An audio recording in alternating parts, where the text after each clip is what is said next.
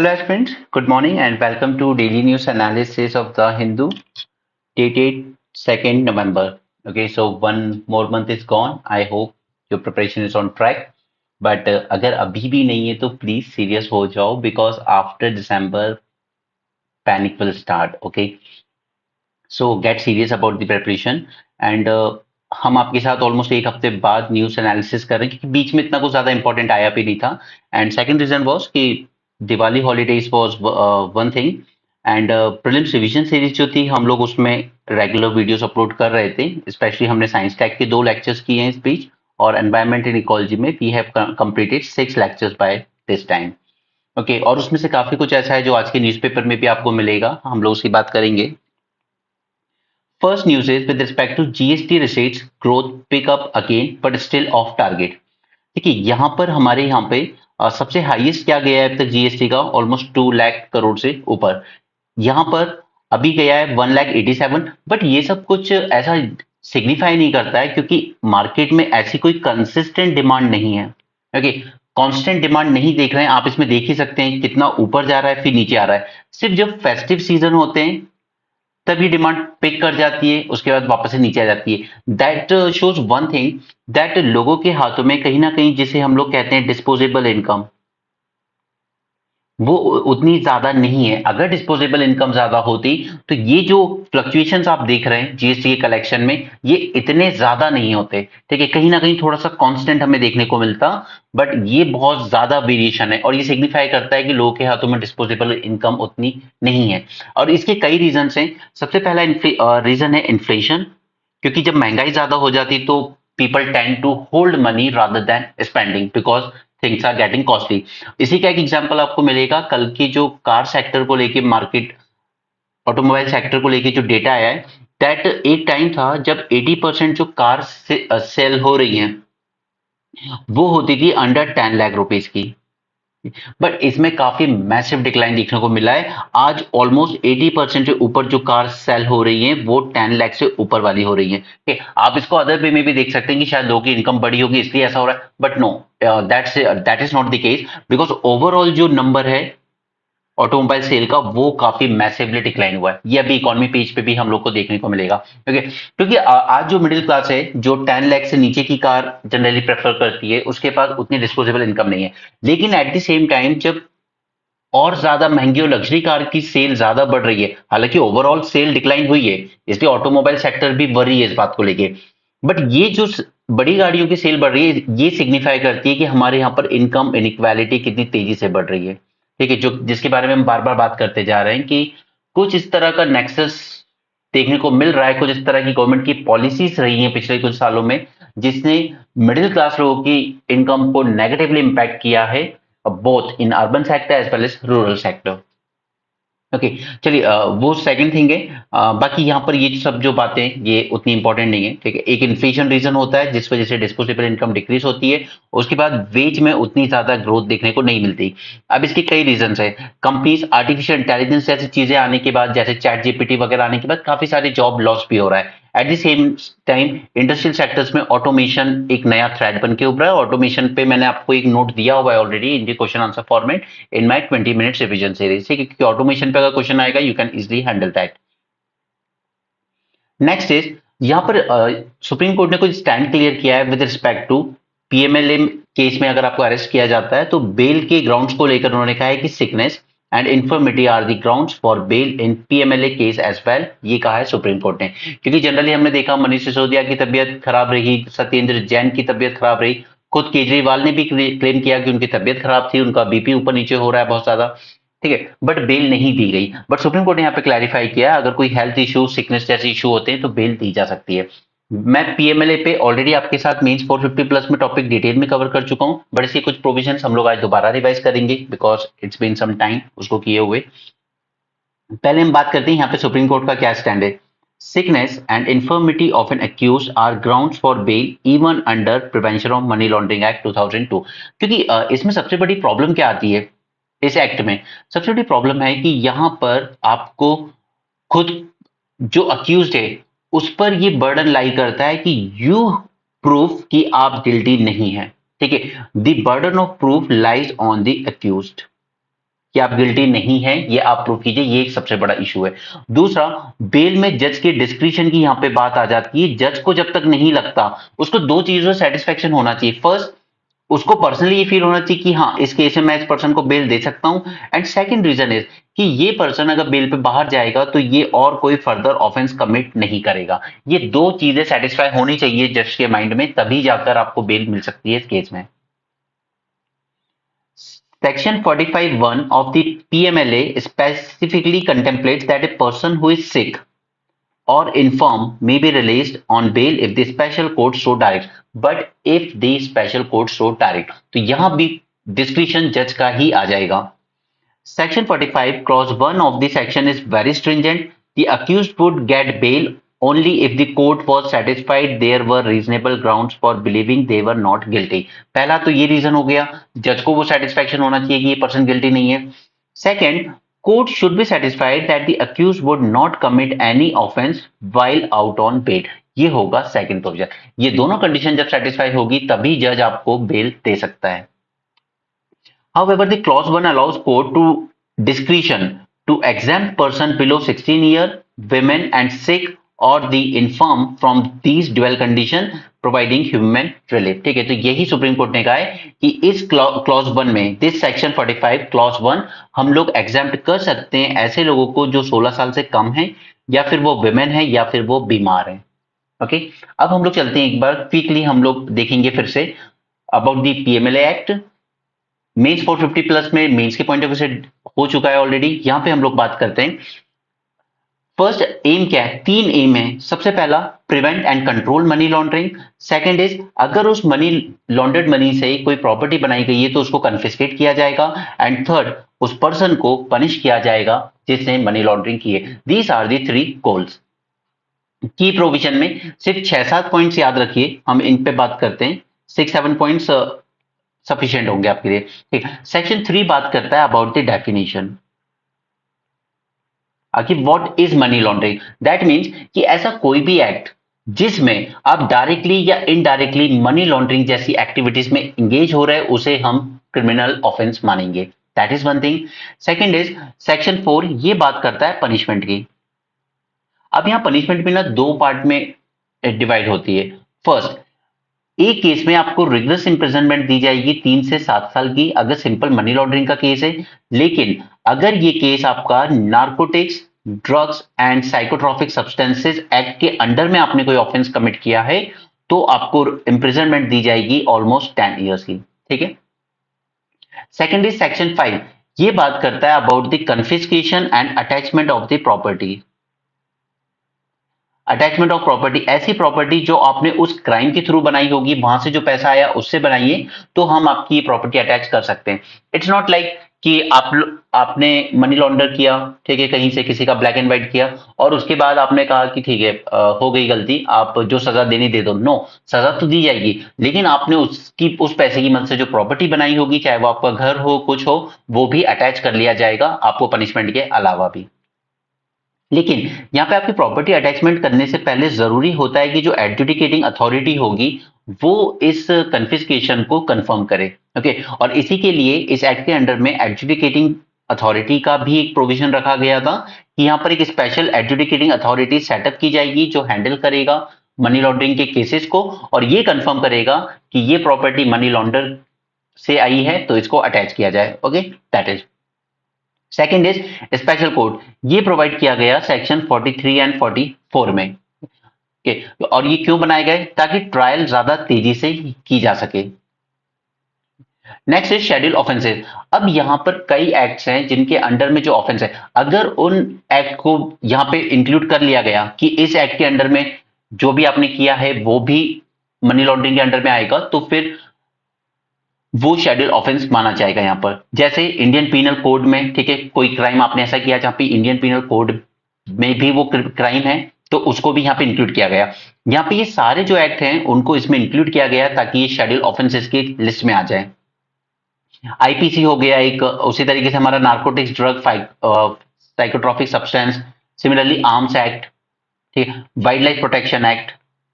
जैसे हमने wild life protection act के टाइम बात की थी ना कि अगर आप कोई वाइल्ड लाइफ जिसको कंजर्वेशन करना है, जो शेड्यूल वन स्पीशीज है उसमें अगर आप ट्रेड करते हो, उसको बेचते हो, उसको हंट करते हो, उससे अगर आपने कोई प्रोसीड्स, कुछ पैसे बनाए हैं, तो वो इसके अंडर में क्राइम किया है आपने वाइल्ड लाइफ प्रोटेक्शन एक्ट के अंडर में, ठीक है। लेकिन उससे आपने जो मनी अर्न किया है वो कहां जाएगा, यहाँ शेड्यूल ऑफेंसेस में, तो आपको पीएमएलए के अंडर में भी ट्रायल किया जाएगा आपका।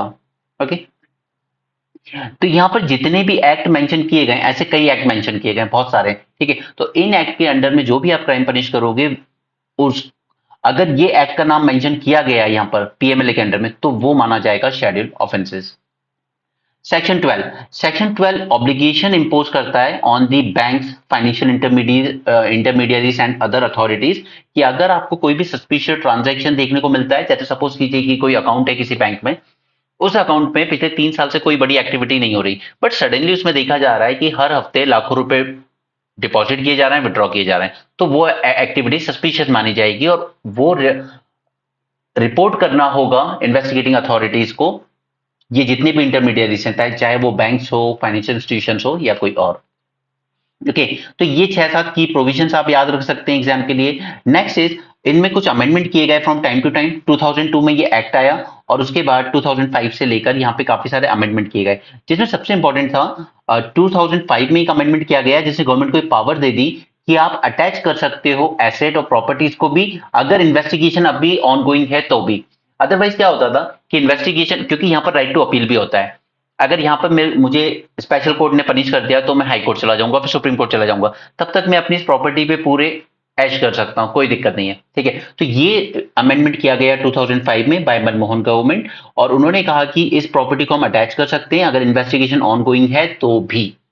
Okay, next is 2009 amendment. इसने एक फाइनेंशियल इंटेलिजेंस यूनिट सेटअप की जो मॉनिटर करेगा एंड एनालाइज करेगा ट्रांजैक्शन को। बाद में बैंक्स वगैरह पे तो मैंडेटरी बनाया गया, ये जितनी भी फाइनेंशियल इंस्टीट्यूशंस हैं, बैंक्स, एनबीएफसी या जितनी भी है, ठीक है, इनके लिए तो मैंडेटरी किया गया कि कोई सस्पिशियस ट्रांजैक्शन हो रहा है तो आप तो रिपोर्ट करोगे, लेकिन सपोज कोई बैंक नहीं करता है तो उसके लिए भी फाइनेंशियल इंटेलिजेंस यूनिट बनाया गया जो खुद ही मॉनिटर करेगा, एनालाइज करेगा इस तरह के ट्रांजैक्शंस को।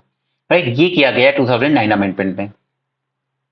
2012 अमेंडमेंट, यहां पर सबसे पहले तो financial action task force global level पर जो है उसने कुछ रिकमेंडेशन दिए थे, तो उन सारे रिकमेंडेशन को हमने अपने एक्ट में इंक्लूड किया अंडर दिस अमेंडमेंट, ठीक है। We align the PMLA with recommendation of financial action task force.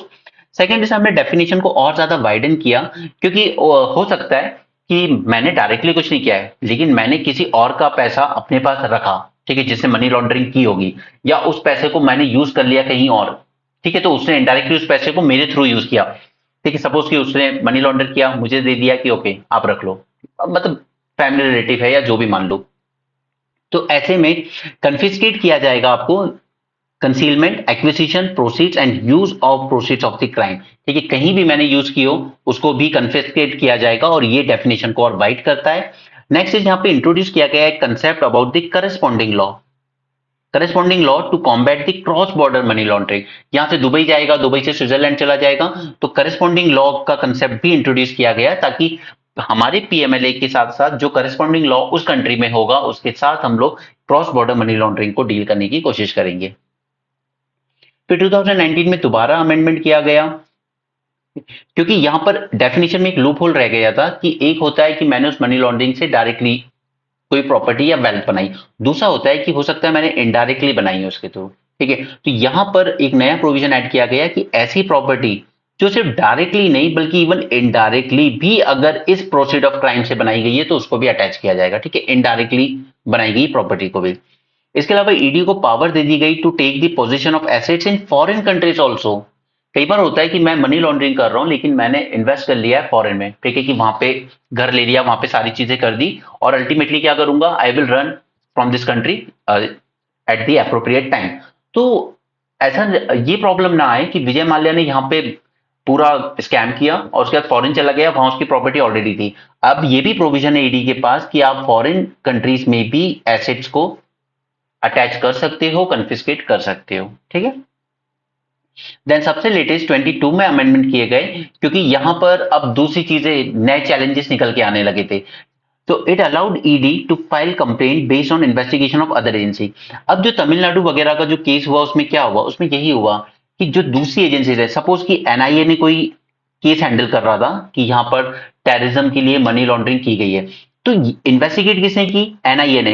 लेकिन उसने ये सबमिट किया कि यहाँ पर पैसे का मनी लॉन्ड्रिंग हुआ है फॉर टेररिस्ट एक्टिविटीज। अब क्योंकि मनी लॉन्ड्रिंग हुआ है तो इसी की इन्वेस्टिगेटिव रिपोर्ट के बेसिस पर ईडी भी कंप्लेंट फाइल कर सकता है और इन्वेस्टिगेशन कर सकता है। Okay, next is new compliance obligation introduce किए गए for digital assets and crypto currency platforms, क्योंकि ये न्यू चैलेंजेस निकल के आए अब। Next is expanded the list of offences, यहाँ पे साइबर क्राइम्स को भी जोड़ा गया, जैसे डिजिटल अरेस्ट टाइप की चीजें आ रही हैं, एंड ह्यूमन ट्रैफिकिंग से भी अगर आपने कोई प्रोसीड जनरेट की है तो उसको भी ऐड किया गया। तो यहाँ पर ऑफेंसेस की लिस्ट को और ब्रॉड किया गया। ये सब सिर्फ शॉर्ट में बताया है मैंने, बट ओवरऑल मैंने पूरा डिस्कशन आपके साथ मेंस 450 प्लस में किया हुआ है पीएमएलए का। Okay, so we are done with this topic, हम आगे बढ़ते हैं। Fire crackers. अब फायर क्रैकर्स इन पे लगे हुए बैन ये इंपॉर्टेंट नहीं है, इसी से रिलेटेड एक और कंसेप्ट चलता है ग्रीन क्रैकर्स। कुछ साल पहले यूपीएससी ने इसमें एक प्रीलिम्स का क्वेश्चन भी पूछ चुका है, तो हम इसको चेक कर लेते हैं। Fire crackers, green crackers. So what are these green crackers? They are low emission crackers. क्योंकि जो हमारे ट्रेडिशनल क्रैकर्स उनमें प्रॉब्लम क्या है? दो चीज की प्रॉब्लम है, एक तो साउंड और दूसरा पॉल्यूशन। राइट, यानी कि हमें इन दोनों चीजों को टैकल करने के लिए कुछ एक तो ऐसा चेंज करना होगा कि यहाँ पर जो उनका साउंड है डेसिबल, ठीक है, वो थोड़ा सा कम हो जाए। दूसरा पॉल्यूशन, इसमें ऐसे केमिकल्स यूज करने होंगे which are actually eco friendly, जो आपकी हेल्थ को प्रॉब्लम ना दे। ठीक है, पहले कन्वेंशनल फायरवर्क्स की बात करते हैं। They are compose of charcoal and thermite in combination with oxidising agents such as nitrates and chlorates, sulphur agents and colouring agents. They include salts of strontium, sodium, barium. Barium को specially याद रखिएगा, because supreme court ने जब green crackers की बात की थी कुछ साल पहले, जब अपनी जजमेंट में, तो उसने यही कहा था कि बैरियम बिल्कुल यूज मत कीजिए, ठीक है, इसको यूज करना अलाउ नहीं है। Calcium, copper as well as white metals which produce more particulate matters, क्योंकि ये जनरेट करते हैं PM2.5, PM10, और ये अल्टीमेटली क्या होता है कि आपके नॉस्ट्रल्स के थ्रू इजिली आपकी बॉडी के अंदर जा सकते हैं।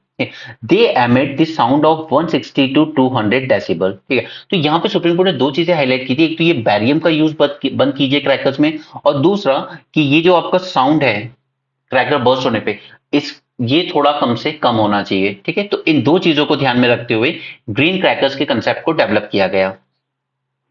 These are low emission crackers free of harmful chemicals such as sulfur, nitrates, arsenic, magnesium, sodium, lead, and most importantly barium, which reduce the emission up to 30%.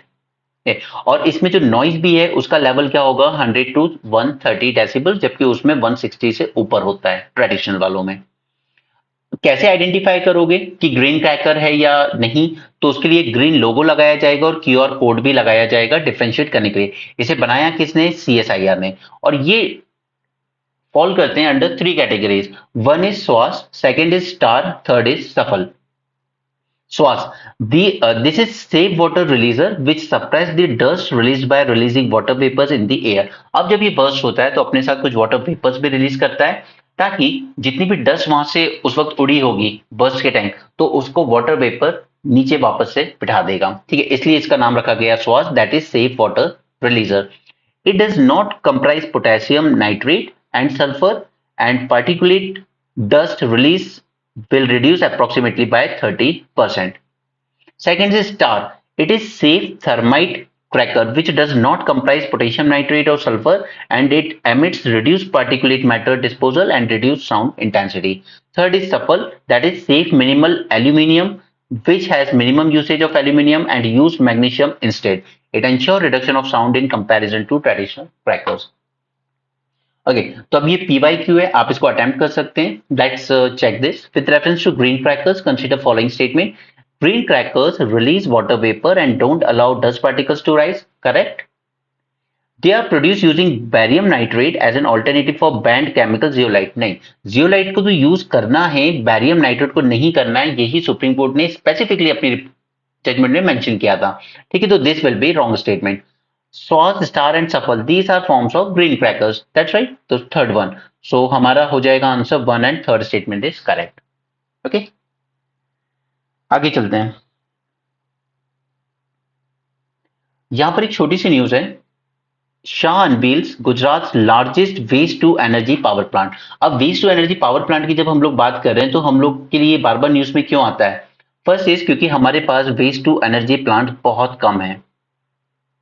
ठीक है? अगर हम लोग वेस्ट कलेक्ट करने की अपनी, वैसे तो हमारी एफिशिएंसी बहुत पुअर है, लेकिन अगर हम उसको इंप्रूव कर भी लें तो करेंगे क्या उसको? ठीक है, या तो हम रिसाइकल कर सकते हैं, लेकिन पूरा 100% तो रिसाइकल भी नहीं हो सकता, राइट? दूसरा, वो अल्टीमेटली पहुंच जाता है फिर कहां पर? लैंडफिल्स में, राइट? ये दो सबसे बड़ी प्रॉब्लम होती है, और लैंडफिल्स में अल्टीमेटली फायर के इंसिडेंट्स बहुत ज्यादा देखने को मिलते हैं, और इन फायर इंसिडेंट्स की वजह से ही और ज्यादा पॉल्यूशन बढ़ता है, स्पेशली दिल्ली जैसी एरिया में। ठीक है, तो हमें जब हमने इस पे डिस्कशन किया था, मैंने लैंडफिल्स पे आपके साथ एक पूरा मेंस का सेशन किया था, तब मैंने आपसे कहा था कि हमें और ज्यादा waste to energy number of plants बढ़ाने की जरूरत है। दूसरा, हमें और बेटर टेक्नोलॉजी कॉपरेशन करने की जरूरत है, specially with the countries of western Europe. ठीक है, उनके पास काफी बेटर टेक्नोलॉजीज हैं with respect to this handling of waste material. तो यहां पर गुजरात का सबसे बड़ा वेस्ट टू एनर्जी प्लांट इन्होंने जनरेट किया है 15 मेगावाट का। It will use this solid waste to generate electricity, और ये बना है under triple P, that is private sector model. तो यही हमारा एक वे फॉरवर्ड बन जाता है कि हमें इस वेस्ट मैनेजमेंट में सिर्फ म्यूनिसिपैलिटी या कॉर्पोरेशन पर रिलाय नहीं कर सकते, हमें साथ में प्राइवेट सेक्टर को भी साथ लेके चलना होगा इसमें। Second news is Goa speaker dismisses plea to disqualify 8 Congress MLAs who defected to BJP।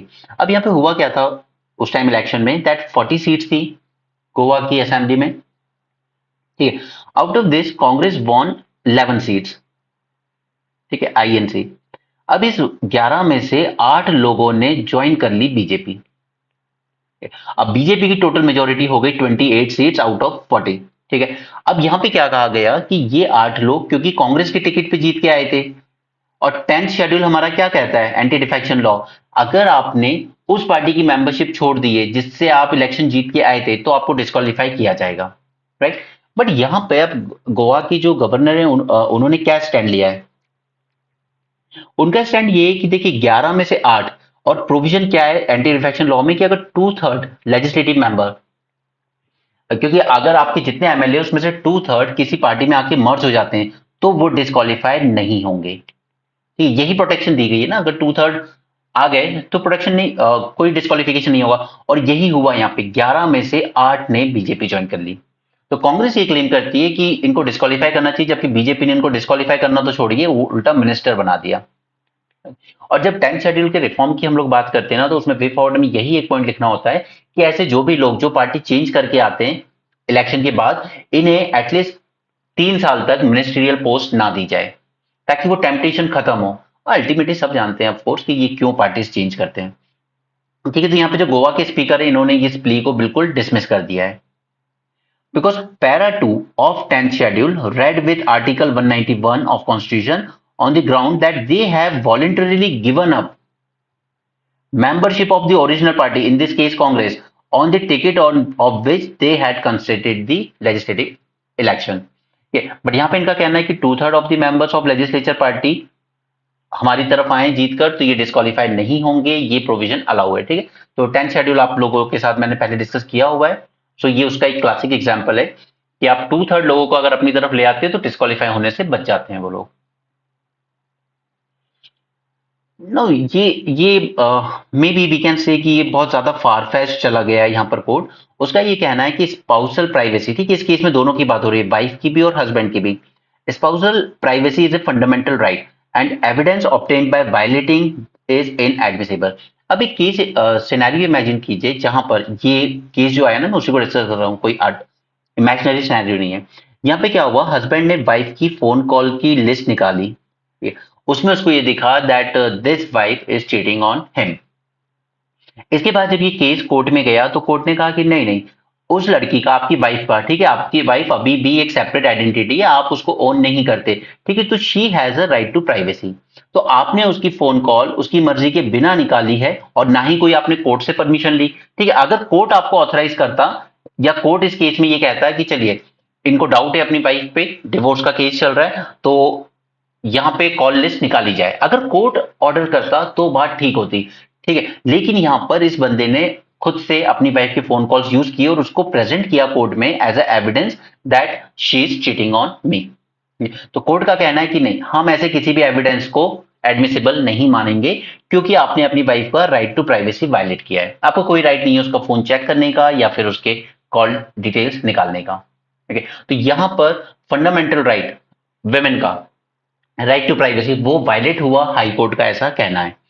Privacy as a fundamental right includes spousal privacy as well, and evidence obtained by invading this right is inadmissible. Alleging cruelty, adultery and desertion by the women. यहां पर ये जो case आया था उसमें husband का यही कहना था that I am facing cruelty from the wife, I am facing all sort of mental disturbance because of her adultery, that she is cheating on me, and desertion, that she don't care about me at all or even about the family। और ये prove करने के लिए adultery means होता है cheating, यानी कि कहीं ना कहीं sexual relation banana outside the marriage. तो उन्होंने यहाँ पे फर्निश की call detail records of his wife, और ऐसे में कई बार व्हाट्सएप चैट या इस तरह की चीजें भी फर्निश की जाती हैं टू प्रूव की यहाँ पे केस क्या है। बट कोर्ट ने कह दिया है कि इस तरह की किसी भी एविडेंस को हम लोग एडमिसिबल नहीं मानेंगे। सेक्शन 63 एंड 39 ऑफ भारतीय साक्ष्य अधिनियम, ठीक है, that is Indian evidence act, and section 79A of information technology act, ये मैंने आपको याद रखने को कहा भी था, क्योंकि ये क्या कर रहा है, सेक्शन 79A यहाँ पे क्या कर रहा है, क्योंकि आपने टेक्नोलॉजी के थ्रू, मतलब जो उसकी मोबाइल कॉल लिस्ट है, आपने यहाँ पे डिजिटल एविडेंस प्रेजेंट करने की कोशिश की है। A person desirous of relying on any electronic record as evidence must submit a certificate at the time of filing the electronic record। ठीक है, तो यहां पर आपको पहले कोर्ट से केस करना था, वहां से कोर्ट से ऑर्डर ले सकते थे आप कि मुझे वाइफ की कॉल डिटेल्स निकालनी है या व्हाट्सएप चैट निकालनी है। सो आई वुड से कि थोड़ा शायद फार फेच चला गया है यहाँ पे कोर्ट, बट ठीक है। India first analogue space mission kicks off in Leh and Ladakh. अब एनालॉग मिशन यहाँ पे कुछ नहीं है, बस यहाँ पे एक सिमुलेट किया जाएगा life on interplanetary habitat to tackle the challenges of a base station beyond earth. ये बहुत ही होल डेजर्ट कह सकते हो आप लद्दाख को, तो वहीं पे एक सिमुलेट किया जा रहा है ऐसा एनवायरनमेंट जिससे हम ये मान सकें कि हाँ ये मून जैसा या दूसरे प्लैनेट के तरह का एनवायरनमेंट है। Enabling India to enhance its human space flight capabilities, ताकि ज्यादा एक्लेमेटाइज हो सके हमारे astronauts. Nilgiris as a shared wilderness. अब ये क्या है, she is the chairperson philanthropist and author of Samaaj Sarkaar बाजार। ठीक, ये इन्होंने अपना एक्सपीरियंस शेयर किया है यहाँ पर नीलगिरीज के बारे में, बट यहाँ पर 2-4 पॉइंट्स ऐसे हैं जो हमारे प्रेजेंट्स के लिए काम आ सकते हैं हमें, तो हम उसकी बात करते हैं। फर्स्ट, पहले Nilgiri biosphere is the first UNESCO declared biosphere in the country, covering 5500 square kilometre across 3 states of Karnataka, Kerala and Tamil Nadu. ठीक है, नीलगिरी बायोस्फीयर की यहाँ पे बात हो रही है। सबसे हाईएस्ट माउंटेन पीक कौन सा है, तोता बेटा, और उसके अलावा एक डेप्थ अगर देखें हम गॉर्ज, तो वो है मोयर गॉर्ज। रिच बायोडाइवर्सिटी के लिए फेमस है, फ्लोरा एंड फाउना के लिए फेमस है, जैसे यहाँ पर एक मेडिसिनल प्लांट मिलता है हमें बी नर्वोसा। उसी तरीके से इलूरा ट्राइब यहाँ पे रहते हैं नीलगिरीज में, नीलगिरी, चिलप्पन, स्टारराइट, बुश फ्रॉग भी यहीं पे। ठीक है, नेक्स्ट इज यहाँ की जो पूरी इकोनॉमी है वो किस पे डिपेंड कर रही है, वो agriculture and tourism based economy है पूरी। फार्मर्स ने लेकिन यहाँ पर एग्रीकल्चर की वजह से काफी ज्यादा पेस्टिसाइड्स एंड फर्टिलाइजर्स वगैरह यूज किया, और अल्टीमेटली यहाँ का जो वाटर रिसोर्स था पूरा वो काफी ज्यादा बेकार हो चुका है। ठीक है, काफी ज्यादा पॉल्यूट हो चुका है। इसमें एक एग्जाम्पल आप यहाँ से पिक कर सकते हैं, that is clean Coonoor. This is a public private partnership that create a circular economy for growing solid waste. 3 hill station है नीलगिरीज में, Ooty, Coonoor and Kotagiri. They plan to go carbon neutral, stop plastic waste, conserve endemic species such as Nilgiri tahar, and reduce high shola grassland, and reduce invasive species like Lantana camara, and to restore native shola species। ये invasive species and all, ये lantana कमारा ऐसे बहुत सारे species हैं, उस पर मैंने already आपको प्रीलिम्स में एक सेशन दिया हुआ है। इनफैक्ट काफी सारे इन्वेसिव स्पीशीज है, मे बी एक सेशन और होगा उस पर, तो वो सब प्रीलिम्स में आपको दिक्कत देता है। ठीक है, उसी अलावा यहाँ पे एक और इंडिजिनस कम्युनिटी रहती है, टोडा। फॉर पीक्स की बात करें तो मुदुमलई, मुकुर्ती। देन यहाँ पर न्यू इकोलॉजिकल निश क्रिएट होते जा रहे हैं ग्लोबल वार्मिंग की वजह से, और क्योंकि ह्यूमन एनिमल कन्फ्लिक्ट होते रहते हैं, ह्यूमन जितना ज्यादा इनके फॉरेस्ट की तरफ जा रहा है उतना ही ज्यादा ये भी ह्यूमन के साथ इंटरेक्शन बढ़ रहा है, उस वजह से कन्फ्लिक्ट और ज्यादा बढ़ते जा रहे हैं। फॉर एग्जाम्पल इंडियन गौर ये आपको टी प्लांटेशन एरियाज में मिल जाएगा आज। वाइल्ड पिग्स ये गार्बेज डंप्स में मिल जाते हैं। स्लॉथ बियर एंड लेपर्ड्स ये लोगों के बंगलों के आसपास ही आ जाते हैं रात तक। तो ये सब ह्यूमन एनिमल कन्फ्लिक्ट का रीजन है, ठीक है। और इसके रिस्पेक्ट में कैरल ने कुछ इंपॉर्टेंट पॉलिसी बनाई थी जो मैंने आपके साथ पहले डिस्कस की हुई है। अब हम इनके लिए क्या कर सकते हैं, हम लोग टेक्नोलॉजी का यूज कर सकते हैं as a early warning system, ठीक है। Mobile phone based alerts issue किए जा सकते हैं लोगों को, या camera GPS tracking of animals that can help reduce dangerous wildlife encounters. Suppose you are going through a road जो नेशनल पार्क से पास हो रहा है, तो आपके पास एक मैसेज आ जाएगा कि हाँ यहाँ पर अभी लेपर्ड का ग्रुप देखा गया है, तो आप थोड़ा केयरफुली जाएं, या एटलीस्ट अपने व्हीकल की स्पीड थोड़ा स्लो रखें ताकि वो एक्सीडेंट के केसेस ना हो ज्यादा। और टेक्नोलॉजी हमारी एक और चीज में मदद करती है, वो पोचिंग को कंट्रोल करने में हेल्प करती है आपको। ये बाकी सब फालतू के बोल बच्चे नहीं, इनका एक्चुअली पर्सनल ओपिनियन है, जो इनका एक्सपीरियंस रहा है वहां पे घूमने को लेकर। बट दो तीन बातें थी प्रिलिम्स को लेकर जो हमने कर ली है। Zeroing in on methane diplomacy at COP 29। Now मैं आपके साथ दो तीन चीजें डिस्कस कर चुका हूं, जिसमें सबसे इंपॉर्टेंट था, एक तो 22 अक्टूबर को मैंने आपके साथ सीपीडी को पूरा डिटेल में डिस्कस किया था। इसके अलावा यूएनएफ ट्रिपल सी को हम लोग पूरा डिटेल में डिस्कस कर चुके हैं। उसी के रिस्पेक्ट में ये पूरा आर्टिकल आया हुआ है, क्योंकि इसकी 29th कॉन्फ्रेंस होने वाली है बाकू अजरबैजान में। Give me a minute.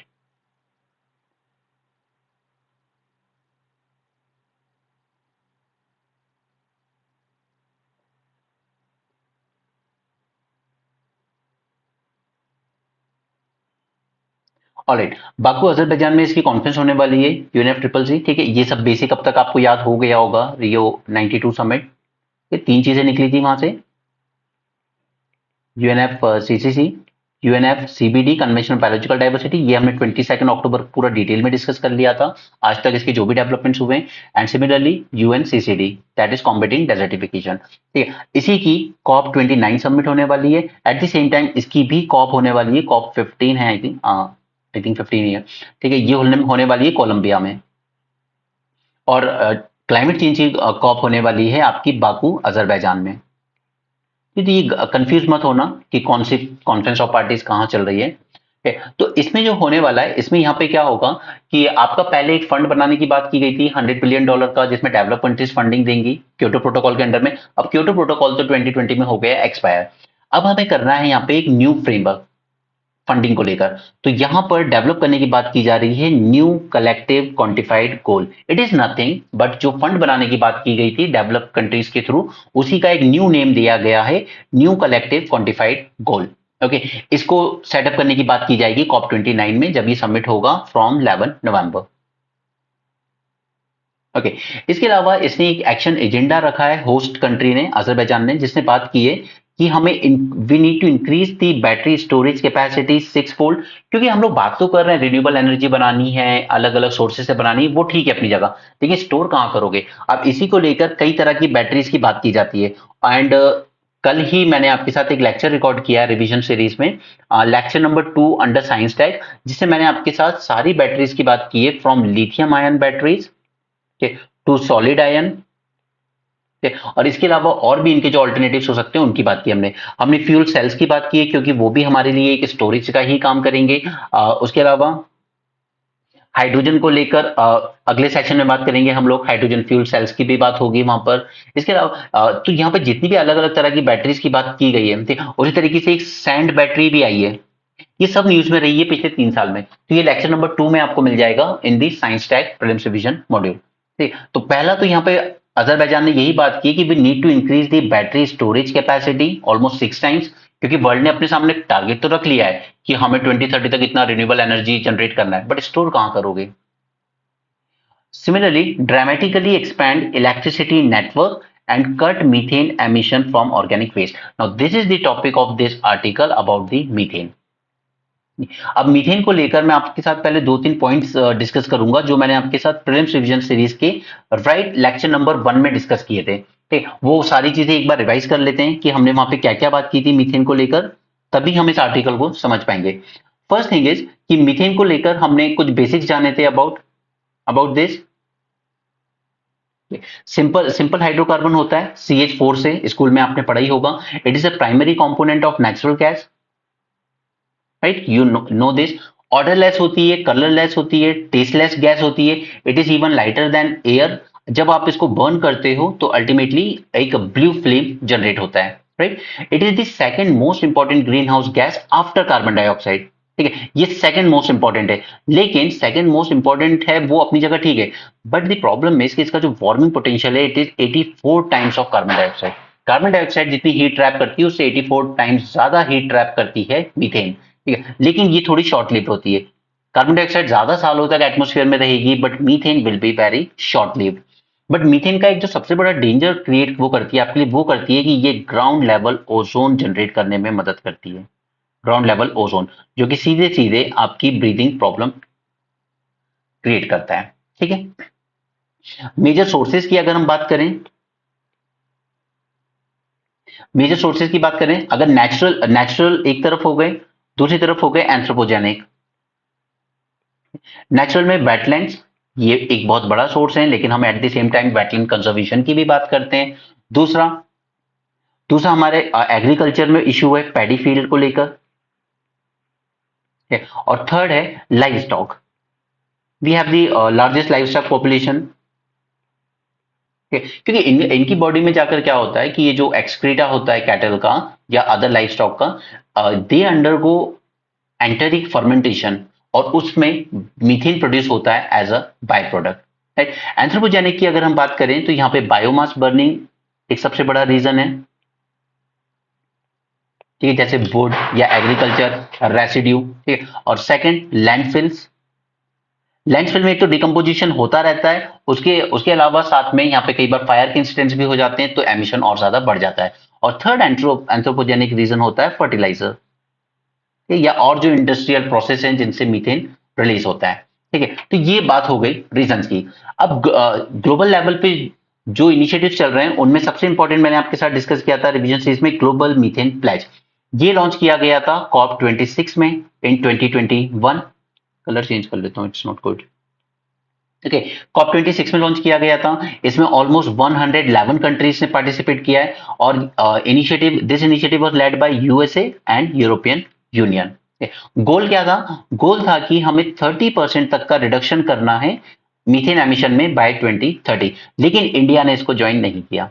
क्यों नहीं किया? क्योंकि इंडिया का कहना है, देखिए, पैडी फील्ड में होने वाले मीथेन एमिशन को हम लोग नहीं रोक सकते, अभी हमारे फार्मर्स उतने ज्यादा सक्षम नहीं है। लाइव स्टॉक हमारा एक इंपॉर्टेंट एरिया है, ठीक है, छोटे छोटे फार्मर्स है तो ये उनकी एक ऑल्टरनेटिव लाइवलीहुड होती है। वैसे ही मॉनसून हमारा इतना वेरी करता है कि क्रॉप कब खराब हो जाए, तो ये लाइव स्टॉक सेक्टर उनके लिए एक सेफ्टी क्यूजन का काम करता है, ठीक है। लेकिन हमने ऐसा नहीं है कि हमने अपनी तरफ से कोई कोशिश नहीं की, हम लेकर आए एक हरित धारा, ठीक है। ये ग्रीन फॉर्डर था, feed and fodder live stock के लिए। इससे क्या होता है कि इनके बाद जो इनका एक्सक्रीटा रिलीज होगा उसमें मीथेन एमिशंस कम होंगे, ठीक है। उसको डिक्रीज करने के लिए हम लोग एक फीड लेके आए इनके लिए हरित धारा नाम से, ठीक है। ये सब बातें मैंने की हुई हैं आपके साथ पहले। तो इंडिया ने ग्लोबल मीथेन प्लेज ज्वाइन नहीं किया है, ये बात ध्यान रखिएगा, ठीक है। उनका ये कहना है कि आप मीथेन मीथेन को छोड़िए ना, आप पहले कार्बन डाइऑक्साइड को तो कंट्रोल करने की कोशिश कीजिए। ये क्रैकर्स बर्न हो रहे हैं, I can't do anything with respect to that, okay. So जो हरित धारा भी हम लोग लेकर आए थे, इसमें देखा गया कि मीथेन एमिशन जो होता था फिर लाइफ स्टॉक सेक्टर से, वो 17 to 20% कम हुआ। At the same time milk production increase हुआ, जबकि, ठीक है। तो ये हमारा अगेन, और बनाया किसने था? आईसीआर ने, Indian council of agriculture research ने, ठीक है। तो यहाँ पे हमने ग्लोबल मीथेन प्लेज ज्वाइन नहीं किया फॉर अ जेन्युइन कंसर्न। फिर एक और इनिशिएटिव चलता है, that is global methane initiative. This is the second important initiative. ये ट्रिपल पी मोड में चलता है, ठीक है। यहाँ पे गोल रखा गया था to reduce the barriers to the recovery and use of methane as a clean energy source. जहां से भी मीथेन प्रोड्यूस हो रहा है वहां से हम लोग उसको रिकवर करेंगे और यूज करेंगे, और इसमें यहाँ पर जो भी प्रोजेक्ट्स वगैरह होंगे उनको डिप्लॉय करने के लिए टेक्निकल सपोर्ट प्रोवाइड किया जाता है, और इंडिया ने इसको ज्वाइन किया था, ठीक है, ग्लोबल मीथेन इनिशिएटिव को। सिमिलरली एक और इनिशिएटिव लेकर आए थे, मार्स। मार्च ये लॉन्च हुआ था कॉप 27 में ही, जो कि हुई थी शर्म अल शर्म अल शेख इजिप्ट में। ये सब पिछले 2-3 साल से हम डिस्कस कर ही रहे हैं, ठीक है। पिछले 1.5 साल से डिस्कशन चल रहा है। तब कॉप पार्टी जब हुई थी इजिप्ट में, तब भी हमने डिस्कस किया था। यहाँ पे क्या हुआ है, ये एक प्लेटफॉर्म बनाया गया है बाय द यूएनईपी एंड आईएमईओ, ठीक, जो कि पूरा डेटा देखेगा मीथेन एमिशन का और उस हिसाब से रेलेवेंट पॉलिसी डिसीजन लेगा। ओके। और लास्टली एक चीज और न्यूज में रही थी जो प्रीलिम्स में पूछे जाने के बिल्कुल श्योर चांस है, वो था विद रिस्पेक्ट टू एक बैक्टीरिया मिला था हमें which is known as मिथाइलो ट्यूवी microbiome.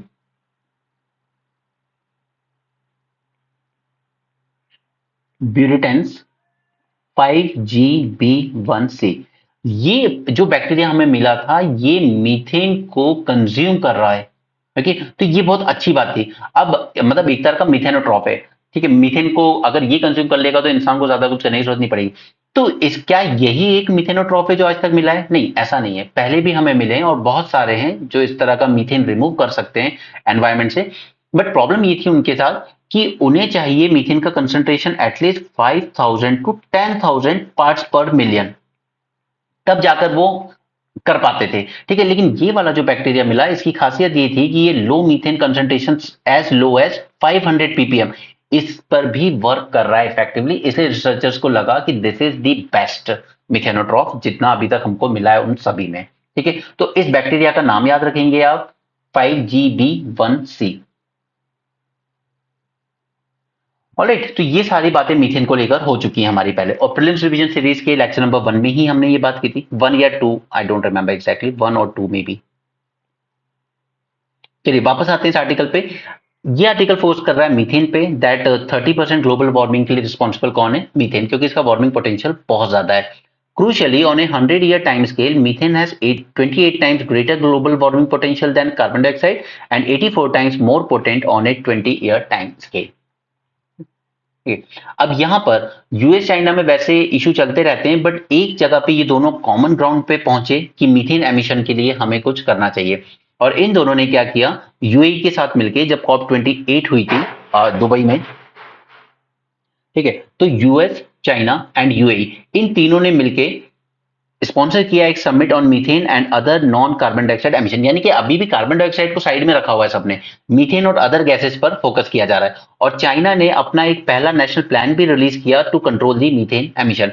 तो एटलीस्ट इसने एक चीज तो सिग्नल की that China's acceptance of methane as an area for action and cooperation with the US. ये सब चीजें आपको मेंशन करनी भी चाहिए आपके आंसर को इफेक्टिव बनाने के लिए, कि डिस्प्यूट्स कितने भी हों, ठीक है, कन्फ्लिक्ट कितने भी हो जाएं, बट कुछ ना कुछ कॉमन ग्राउंड ऐसे मिल ही जाएंगे हर कंट्री को जहां पर कॉपरेशन किया जा सकता है।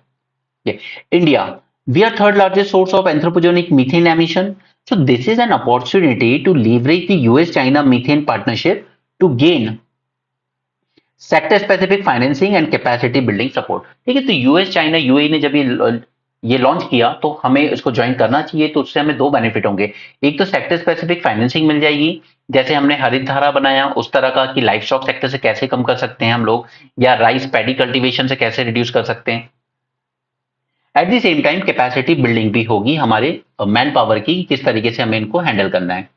ओके, इंडिया के रिस्पेक्ट में यहाँ पे एक रिपोर्ट रिलीज की गई थी, उसने कहा था कि हमारे यहाँ एग्रीकल्चर सेक्टर अकाउंट करता है 74% मीथेन एमिशन। क्यों? क्योंकि हमारे यहाँ एग्रीकल्चर सेक्टर में हम लोग जिस तरीके का फ्लड वाला मेथड यूज करते हैं राइस का, रादर देन राइस इंटेंसिफिकेशन, हम लोग फील्ड को, पैडी फील्ड को फ्लड करके छोड़ देते हैं और उससे मीथेन एमिशन बढ़ते रहते हैं। तो हमें अपना पैडी कल्टीवेशन का जो मेथड है उसे चेंज करने की जरूरत है। फर्स्ट थिंग, वेस्ट कंट्रीब्यूट करता है 14%। अब इसके लिए हम लोग क्या कर सकते हैं, there is only one way, ज्यादा से ज्यादा वेस्ट एनर्जी प्लांट बनाने के लिए। एनर्जी सेक्टर जहां पे हम लोग इलेक्ट्रिसिटी वगैरह जनरेट कर रहे हैं, एंड इंडस्ट्रियल प्रोसेस केमिकल्स वगैरह बनाने में, वहां से 1% रिलीज होता है, ठीक है।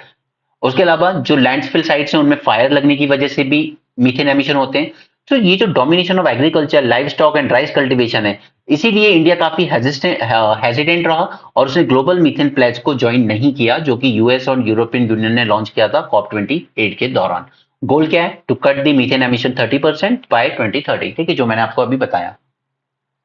वेस्ट मैनेजमेंट प्रोग्राम, अब इसमें हम लोग काफी सारे इनोवेटिव सॉल्यूशन बनाने की कोशिश की हमने अपनी तरफ से कि मीथेन एमिशन कम कर सकें, और इसी का एक एग्जांपल देखने को मिलता है इंदौर में, जहां पर ऑर्गेनिक वेस्ट को सॉर्ट किया जाता है with large biomethane plant that produces fuel for the buses. ये हमारे इंदौर में लगा हुआ है और सबसे बड़ा प्लांट है इनफैक्ट बायोगैस का, जहां पे हम लोग ऑर्गेनिक वेस्ट को यूज करके फ्यूल प्रोड्यूस कर रहे हैं और उसी पे बसेस को रन किया जा रहा है। इसके अलावा गोवर्धन स्कीम लेकर आई गवर्नमेंट, ताकि विलेजेस में जो कैटल वेस्ट वगैरह हो रहा है उसको यूज किया जा सके। Cities need more support to scale up organic waste management to its full potential. Agriculture को और ज्यादा बेटर बनाने के लिए हमने national mission for sustainable agriculture, these include methane reduction technique in rice cultivation. ठीक है, पैडी फील्ड कल्टीवेशन को कम करना होगा अगर हमें 74% शेयर जिस चीज का उसको मैनेज करना है। नेशनल लाइव स्टॉक में हम लोग ग्रीन फॉडर लेके आए, जो मैंने आपको अभी बताया, हरित धारा। ठीक है, उसमें 20% तक का मीथेन एमिशन कम हुए, at the same time milk production भी इंप्रूव हुआ। So this is an opportunity in the US plan.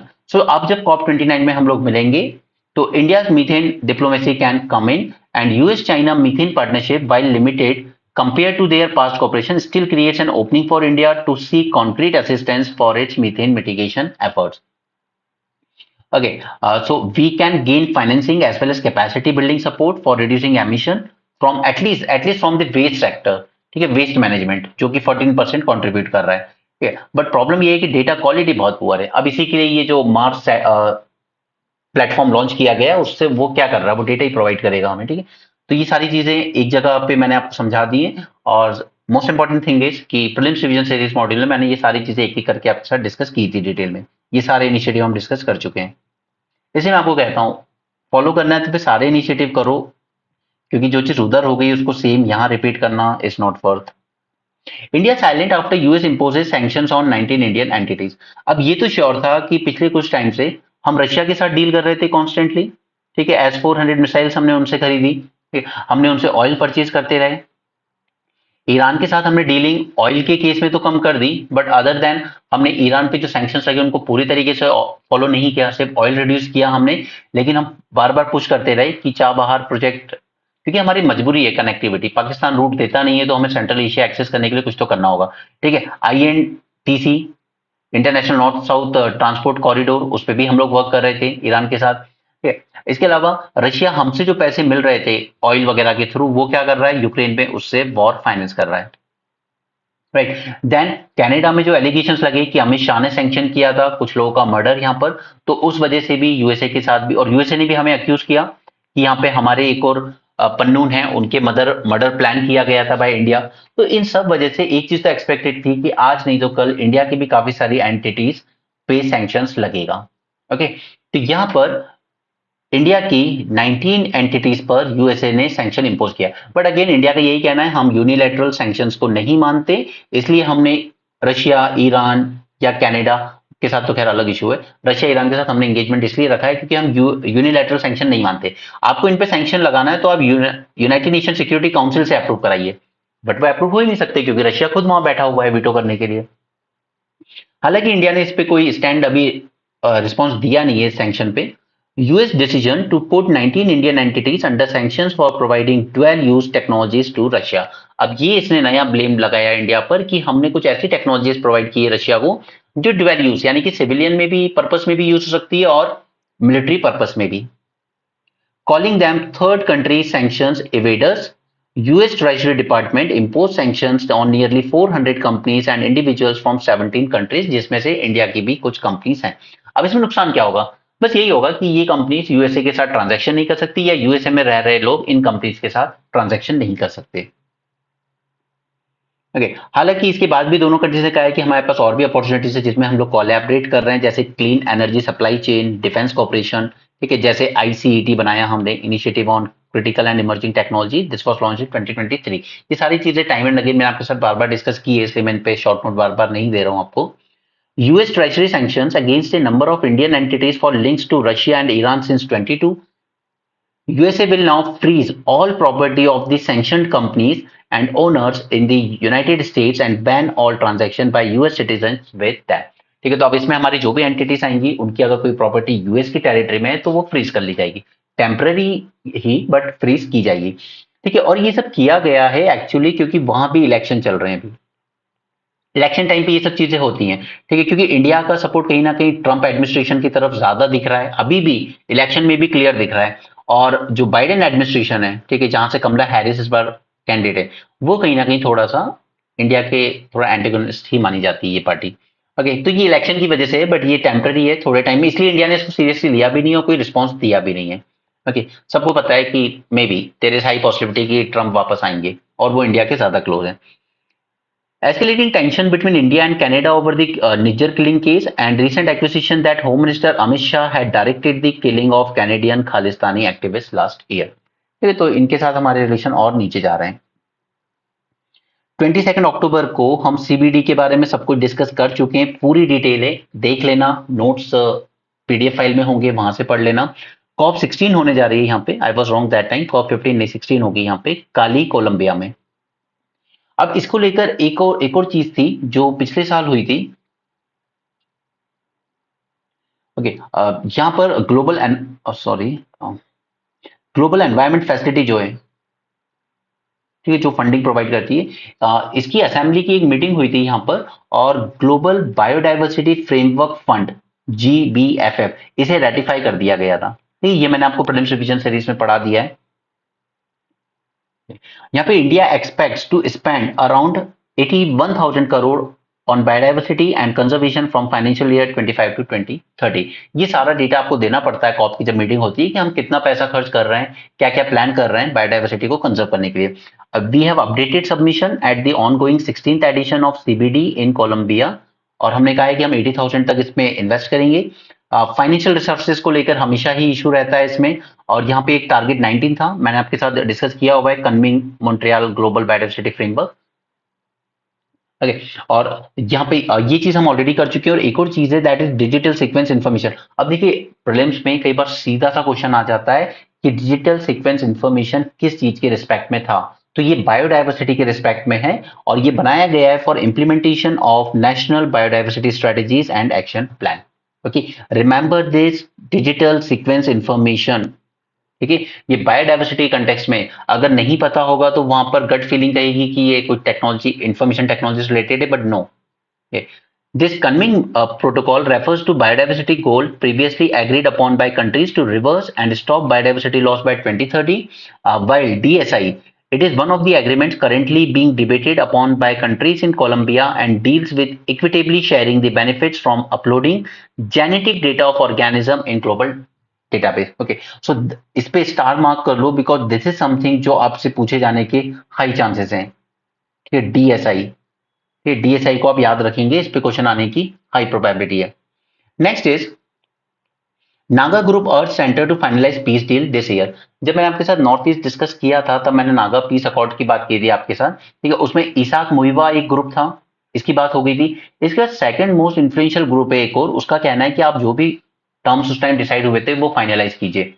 Okay, so Naga National Political Group, it said that Union government should finalize Naga Peace Pact according to the terms of agreement signed with group in 2019.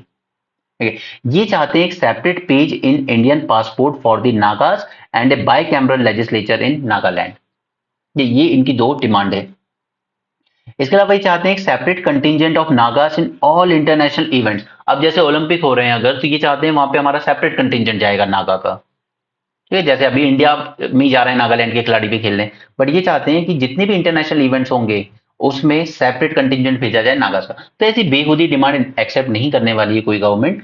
And enhance representation in both houses of parliament, अभी एक एक seat दी हुई है, इनका कहना है कि और ज्यादा सीट चाहिए, तो ये भी एग्री नहीं करने वाली है central government. Okay, this is the second group after the influential Isaac Muiwa faction of NSCM। ये सारी चीजें वहां मीन्स लेक्चर में आपके साथ करवा चुका हूं पहले, यूट्यूब पर ही है, देख लेना अगर देखना हो तो। ओके, यहाँ पे साइन की गई थी एग्रीड पोजीशन इन अक्टूबर 31, 2019। ठीक है, बाकी उसमें जब कोई नए डेवलपमेंट्स होंगे तब बात करेंगे हम। ठीक, यहाँ पर इवन अक्टूबर में जो कार सेल हुई है, इवन ये लोग भी बरी है जो ऑटोमोबाइल इंडस्ट्री है कि ये ठीक नहीं हो रहा है। फेस्टिवल्स पे अगर कार सेल नहीं हो रही तो फिर और कब होगी। तो मैंने आपको शुरू से कहता हूं कि गवर्नमेंट ने टैक्सेस हद से ज्यादा लगा रखे हैं। इवन बड़े बड़े बिजनेसमैन तो छोड़िए, आप जो थोड़े से मिडिल लेवल पर है वो भी ये कहते हैं कि हमारी एनुअल इनकम का 45% टैक्स में जाता है। तो क्या बचेगा डिस्पोजल का, फिर उसको क्या करना पड़ता है, अल्टीमेटली अपने वर्कर्स कम से कम रिक्रूट करने पड़ते हैं, टैक्स इवीजन करना पड़ता है। ठीक, टैक्स इवीजन करने के लिए उसको वर्कर्स को छोड़ के उसको चार्टेड अकाउंटेंट्स टाइप के लोग हायर करने पड़ते हैं जो लूप होल्स एक्सप्लॉइट करते हैं। तो ये इतने हाई टैक्सेस ठीक नहीं है किसी भी कंट्री के लिए। फिर वही होता है कि कंपनीज क्या करती हैं, वो अपने आप को रजिस्टर कर लेती हैं या तो दुबई में जाके या फिर सिंगापुर में जाके। राइट, आगे चलते हैं। ये सब इसराइल का चल रहा है, हैरिस चैलेंज और इलेक्शन चल रहे हैं वहां। Nothing important. नॉर्थ कोरिया ने कहा है कि we stand by Russia until victory in Ukraine, और ये रिपोर्ट्स अब कंफर्म भी हैं कि नॉर्थ कोरिया अपने लोग सप्लाई कर रहा है सोल्जर्स टू रशिया। ये थोड़ा डेंजरस है। यहाँ पे इनका कहना है कि US and Moscow are on brink of direct conflict. अब ये मत सोचिए कि यूएस रशिया बहुत दूर है, नो। अगर आप उस तरफ जाएंगे दूसरी तरफ, ठीक है, अलास्का साइड, तो ये हार्डली कुछ 150 किलोमीटर ही दूर है, ठीक है। और उसमें भी 150 किलोमीटर भी नहीं कह सकते। एक है लिटिल डायमंड, एक है बिगर डायमंड, ठीक है, ये दो आइलैंड ग्रुप हैं। ये तो हार्डली 4 किलोमीटर है। एक आता है रशिया के अंडर में, एक आता है यूएसए के अंडर में, ठीक है। तो डायरेक्ट कन्फ्लिक्ट होंगे तो ये ज्यादा डेडली होगा। उतना ज्यादा दूर नहीं है जितना दिखते हैं मैप पे। ओके, बाकी सैटरडे है तो कोई साइंस पेज नहीं है। So that's it for this session. Thanks for joining, have a great day and keep learning.